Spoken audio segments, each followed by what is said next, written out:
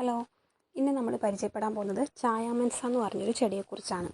ഇതാ കാണുന്ന ചെടിയാണ് ചായാമൻസ എന്ന് പറയുന്നത്. ഇത് സ്പിനാച്ച് വിഭാഗത്തിലൊക്കെ പെടുന്ന, അതായത് ചീരയുടെ വിഭാഗത്തിലൊക്കെ പെടുന്ന ഒരു ഗ്രീൻ ലീഫി വെജിറ്റബിൾ ആണ്. ചീര മാതിരി തന്നെയാണ് അതിൻ്റെ ടേസ്റ്റും കാര്യങ്ങളൊക്കെ വരുന്നത്. ഇതിൻ്റെ ജന്മദേശം എന്ന് പറയുന്നത് മെക്സിക്കോ ആണ്. പക്ഷേ ഇത് ഇപ്പം നമ്മുടെ നാട്ടിലുള്ള മിക്ക വീടുകളിലും ഇത് സുലഭമായിട്ട് അവൈലബിൾ ആണ്. ഇത് സാധാരണ നമ്മൾ മറ്റ് ഗ്രീൻ ലീഫി വെജിറ്റബിളൊക്കെ വെക്കുന്ന പോലെ തന്നെ തോരൻ, അതായത് ഉപ്പേരി വെക്കാനും അതുപോലെ തന്നെ കറി വെക്കാനും ഒക്കെ ഉപയോഗിക്കാം. പക്ഷേ ഈ ഒരു ചെടിയുടെ പ്രത്യേകത, ഈ ഒരു ഇലയുടെ പ്രത്യേകത എന്ന് പറഞ്ഞാൽ ഇത് എപ്പോഴും കുക്ക് ചെയ്ത് തന്നെ കഴിക്കണം. കാരണം ഇതിൻ്റെ റോ ലീഫിൽ, അതായത് വേവിക്കാതെ കഴിക്കുന്ന സമയത്ത് ഇതിലൊരു ടോക്സിക് ആയിട്ടുള്ള ഹൈഡ്രോസിയാനിക് ആസിഡ് എന്ന് പറയുന്ന സബ്സ്റ്റൻസ് അടങ്ങിയിട്ടുണ്ട്.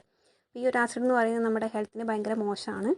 അപ്പോൾ അത് കുക്ക് ചെയ്യുമ്പോൾ മാത്രമേ ആ ഒരു ആസിഡ് നഷ്ടപ്പെടുകയുള്ളൂ.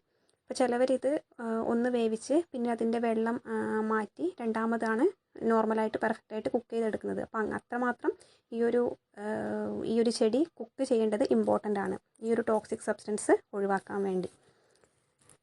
പിന്നെ ഈ ഒരു കാര്യം മാറ്റി നിർത്തിയാൽ ഇത് പ്രോട്ടീൻ്റെയും കാൽഷ്യത്തിൻ്റെയും അയണിൻ്റെയും ഒക്കെ ഭയങ്കര നല്ലൊരു, ഒരുപാട് പ്ലെൻറ്റി ആയിട്ടുള്ളൊരു സോഴ്സാണ്.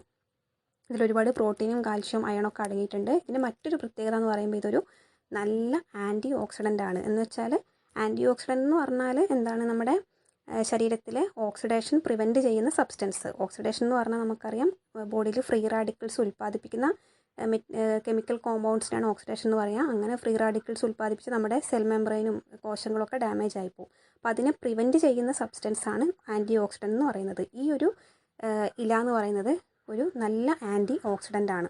അപ്പോൾ അതിലൂടെ തന്നെ അതിൻ്റെ ഒരു പ്രാധാന്യം നമുക്ക് മനസ്സിലാക്കാൻ പറ്റും. അപ്പോൾ ഇത് കൾട്ടിവേറ്റ് ചെയ്യുന്നത് സാധാരണ നമ്മൾ ബാക്കി എല്ലാ ഗ്രീൻ ലീഫി വെജിറ്റബിളും ചെയ്യുന്ന പോലെ തന്നെ സ്റ്റെമ്മ് മുറിച്ച് അങ്ങനെ നമുക്ക് കൃഷി ചെയ്യാവുന്നതാണ്. കൂടുതൽ കെയർ കൊടുക്കേണ്ടത്, പ്രത്യേകിച്ചൊരു കെയറിൻ്റെ ആവശ്യം അങ്ങനെയൊന്നുമില്ല. ഇത് ധാരാളമായിട്ട് തന്നെ ഇപ്പോൾ നിങ്ങൾക്ക് ഈ ചെടി കണ്ടാൽ മനസ്സിലാവും, പ്ലെൻറ്റി ആയിട്ടുള്ള ലീവ്സ് നമുക്ക് ഈ ഒരു ചെറിയ തണ്ടിൽ തന്നെ കാണാൻ പറ്റും. അപ്പോൾ ഇത് ഏകദേശം ഒരു 6 മീറ്ററോളം ഉയരം വെക്കും. കാണുന്നില്ല, ഒരുപാട് ഉയരത്തിൽ പോവുകയില്ല, പക്ഷേ തീരെ ചെറുതായിട്ട് ചീരയുടെ കാലമൊക്കെ അത്യാവശ്യം ഉയരത്തിലേക്ക് ഇത് എത്തുന്നുണ്ട്.